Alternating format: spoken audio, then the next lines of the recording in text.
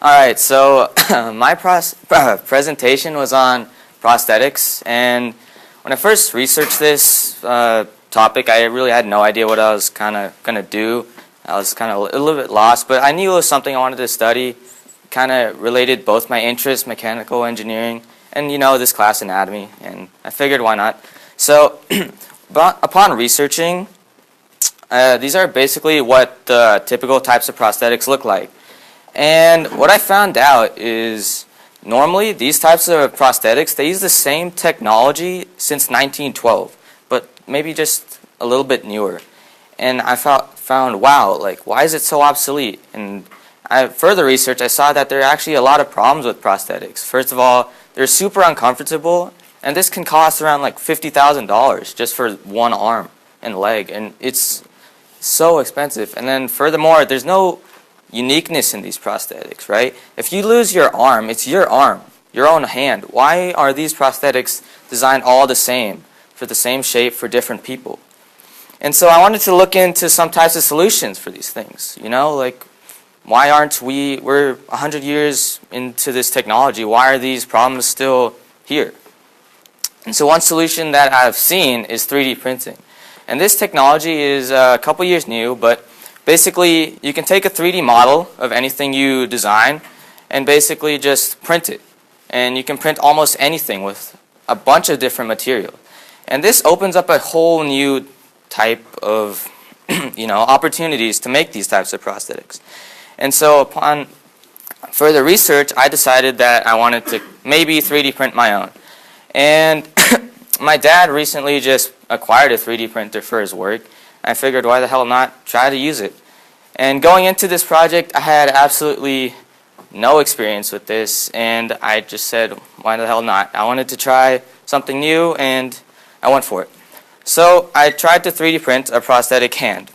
So this was the first design I used, and basically what I noticed is actually it's super easy to get a hold of different designs and models that other people use that you can use for yourself.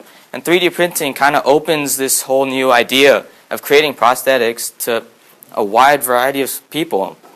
And so I actually got this from an open source website called GrabCAD, where you can just get 3D models from people who post it online. And then my second design was this one. And this is actually from a company called Enable Prosthetics, which designs their own 3D printable prosthetic hands for people who suffer partial limb loss.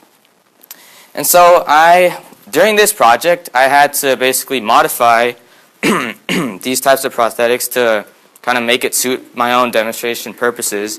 And then I wanted to go a step further and kind of motorize it so they can open and close with the touch of a button.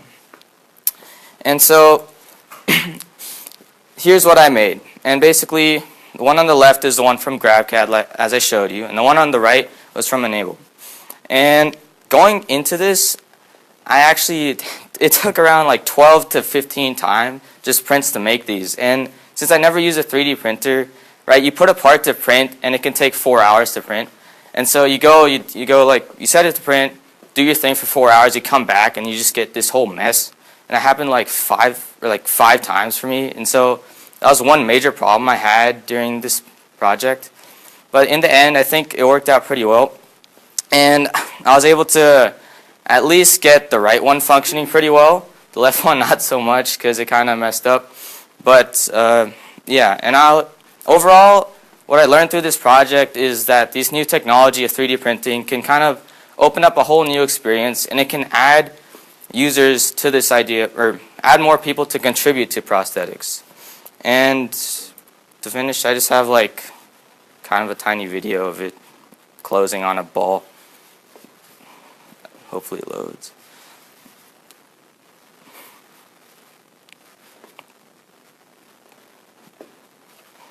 Yeah. All right, thank you.